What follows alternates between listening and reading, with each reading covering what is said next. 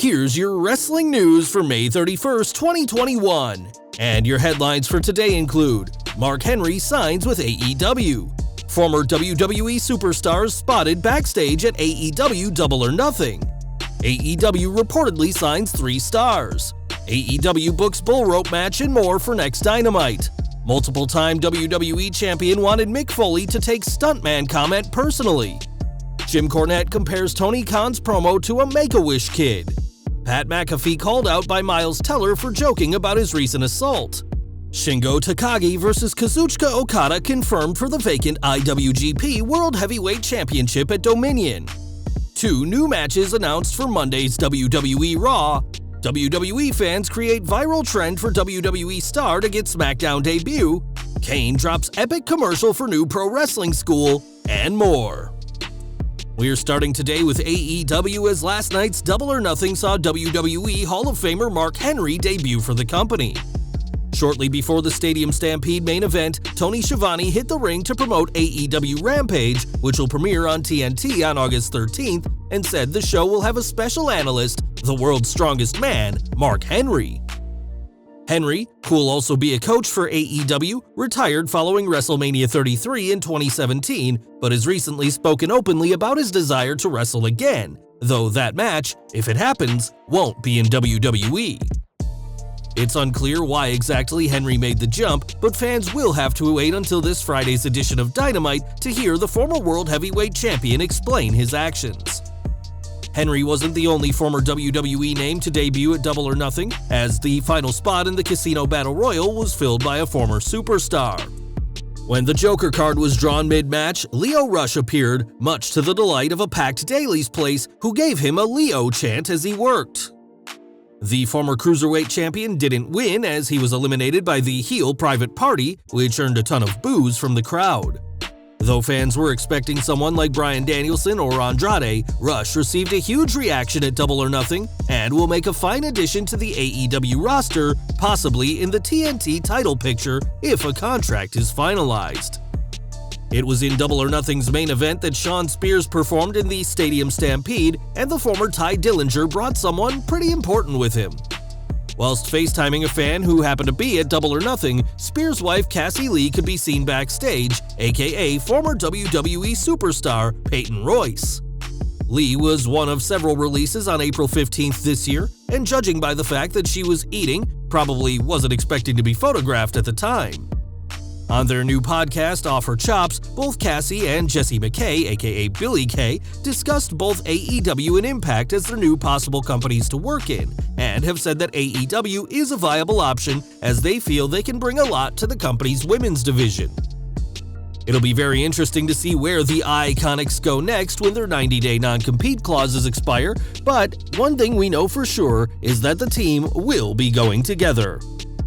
AEW Double or Nothing may have just ended, but the company continues, as they've reportedly signed 3 new stars.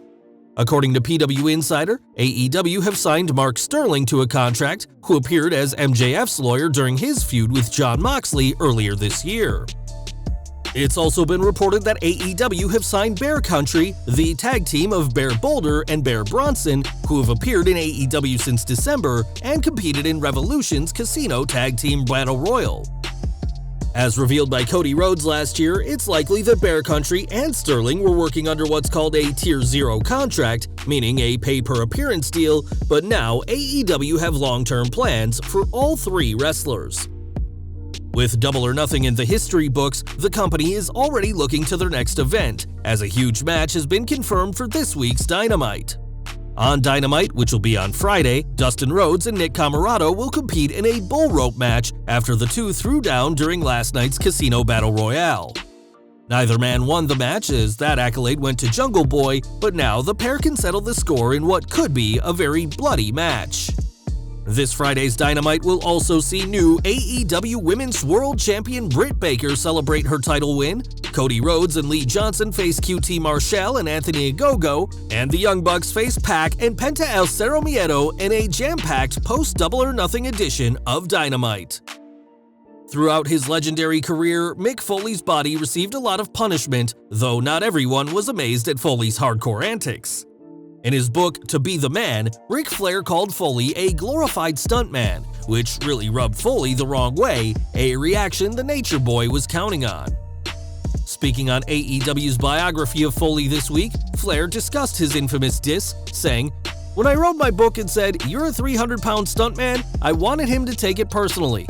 You know, his wife is beautiful, his kids are young and beautiful, you know, we get hurt enough." At the time of the book's publication, Flair was an active competitor and a heel on screen, so it made sense for him to lash out at one of the most beloved superstars of all time. Foley did slow down, but not before he took a tremendous toll on his body, even feuding with Rick in 2006. And whilst Flair wasn't the only one who wanted to see Mick take a less destructive path, the hardcore legend made his own choices. More from AEW, and recently, Tony Khan cut a promo poking fun at WWE's ongoing talks with New Japan, and saying that he, not WWE President Nick Khan, is the only Khan who should be in the wrestling business. WWE is attempting to become the exclusive North American partner of New Japan, which would see some WWE superstars compete over in Japan, which would also mean AEW would lose their working relationship with the Japanese promotion. Whilst many fans were pleased to see Tony Khan's promo, yet another shot from AEW at WWE, Jim Cornette wasn't so thrilled, as he called Khan a Make-A-Wish kid, pretending that this was a promo from a fan that AEW had allowed to happen. Cornette certainly knows how to raise some eyebrows with his comments, which are consistently against AEW and Tony Khan, and despite what either man has to say, it's ultimately up to New Japan and WWE to see if they can come to a deal, one which would have major ramifications on the wrestling world. WWE recently announced that WrestleMania 38 will take place on April 3, 2022 at the AT&T Center in Arlington, Texas, but those plans may soon change. According to a report from Fightful, the past two WrestleManias, which both took place over 2 nights, has been considered a hit by WWE themselves, as both talent and staff have enjoyed the 2-night events. It was also seen as beneficial that fans didn't get exhausted at WrestleMania 37, something that would have happened if the show had been over 7 hours long. Fightful noted that WWE have been considering having next year's show be a 2-night event, and with a 2-night show meaning more tickets are sold, and the superstars and staff reportedly vocal about preferring a 2-night event, April 3rd may not be the only night fans tune in to watch WrestleMania 38. Back to AEW, and last night Sting and Darby Allin defeated Ethan Page and Scorpio Sky, but that match was impossible just a few years ago. For years, Sting was signed to WWE, but only had a handful of matches before his forced retirement in 2016. And this week, the Icon spoke about the long-rumored match against The Undertaker. Speaking to Sports Illustrated, Sting said that he made it clear to WWE he wanted to compete against the Dead Man, saying, "I wanted that to happen. I was very clear publicly, and I was very clear with WWE as well. I wanted my last hurrah against Taker. For whatever reason, it just never materialized. To this day, I don't know why. Maybe Taker never wanted to work with me. I have no idea. I mean, I've had good conversations with Taker and we've always got along. I don't know why the match never happened, but it should have happened. Because it wasn't going to happen and I knew it, and that wasn't the only reason I left WWE. But it's one of the reasons why I left. I wanted that one last match."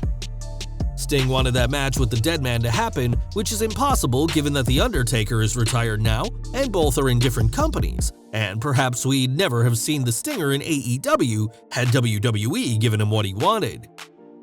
As of late, Pat McAfee has been a blast on SmackDown's commentary team, but one of his most recent comments got him in trouble. On Twitter, McAfee responded to a video from the recent Usos vs. Street Profits match, saying that even Miles Teller didn't need a shot that hard, referring to the actor who was recently attacked while on vacation in Hawaii. Teller, who's perhaps best known for Whiplash and the 2015 Fantastic Four movie, didn't appreciate McAfee's joke, responding, "I got jumped by 2 guys in a bathroom. Never met them before in my life, but yeah, cool wrestling segue, bud." This led to McAfee apologizing for his comment, saying he didn't know the whole story but insisted it was a pretty good segue. The man who attacked Teller has claimed that he was a wedding planner owed $60,000 by Teller for a 2019 wedding in Maui, and whatever the truth may be, the actor didn't appreciate the punch or McAfee's comments. Over to New Japan, and though Will Ospreay's future remains in question after an injury forced him to vacate the IWGP World Heavyweight Championship, we do know who will hold the gold next. On Twitter, New Japan Global confirmed that Shingo Takagi and Kazuchika Okada will face at Dominion on June 7th with the vacant World Championship on the line. Takagi is the last person Ospreay defended the title against before vacating, whilst Okada is the person he was meant to challenge next, and one of them will become the third ever IWGP World Heavyweight Champion. Raw news now, and two huge matches have been confirmed for tonight's show. WWE looks to be billing this week as Tag Team Week, as the Raw Tag Team titles will be on the line when AJ Styles and Omos defend against Elias and Jackson Ryker mere days before the SmackDown Tag titles are defended this Friday. Tonight's Raw will also see Xavier Woods face Randy Orton as the New Day RK Bro feud continues, and with tonight's show seeing a number 1 contenders match between Kofi Kingston and Drew McIntyre and the return of The Miz, WWE is making some major moves on the road to Hell in a Cell. One person fans probably won't see this week is Mia Yim, despite her reportedly being moved to SmackDown several weeks ago. Yim was originally meant to make her SmackDown debut before WrestleMania Backlash, but her call-up has repeatedly been pushed back, and now fans are getting tired of waiting for the talented superstar. On Twitter, fans started a hashtag #WeWantMiaYim movement, as fans shared their stories of how badly they want to see Yim on SmackDown and wrestling again. Yim's last match in WWE was a loss to Nikki Cross, who only just returned herself, on the December 31st edition of Main Event, and hopefully fans won't have to wait much longer to see Yim back in the ring, this time on Friday nights. More from AEW now, as Dynamite will be moving to TBS in January 2022, but that doesn't mean the TNT title will undergo a name change. Whilst the TNT title won't become the TBS title, some fans have suggested that a new TBS title could be coming soon, something that Cody Rhodes recently discussed on a media call. On the call, Rhodes didn't say much about a potential TBS title, but teased a different title, saying, "The TBS title has not been discussed yet, but another title has. A lot of people can guess the title that has been more discussed about potentially coming in the future. I'll let y'all speculate on what that is. Hint hint, we have a lot of people, teams on the roster." The fact that Rhodes promoted AEW's roster size, especially their teams, implies that it could be new titles, possibly the 6-man tag team titles Kenny Omega said he'd like to see. We'll have to wait and see when these 6-man tag titles happen, if they ever do, but for now, it certainly seems like more gold is coming to the All Elite promotion. And we're ending today with Kane, who has done everything from being world champion to Knox County's mayor, and now he can add being a trainer to his impressive resume. On Twitter, Glenn Jacobs posted a video on the JP Wrestling Academy, which is run by Dr. Tom Pritchard, and the Devil's favorite mayor confirmed that he'll be doing some of the training at the academy. That video highlighted some of the names trained by Dr. Tom, including Edge, The Rock, Bray Wyatt, and Shane McMahon, as well as current champions like Natalya, Tamina Snuka, and Roman Reigns. Natalya herself fired off a glowing recommendation for anyone to train under Dr. Tom, and although there's no shortage of wrestling schools out there, having Kane on his side is a major win for Dr. Tom Pritchard and his school. Well guys, that's our news for today. Please share your comments below. Also hit the like button, subscribe to our channel, and hit the bell icon to receive all notifications. And as always, thanks for watching.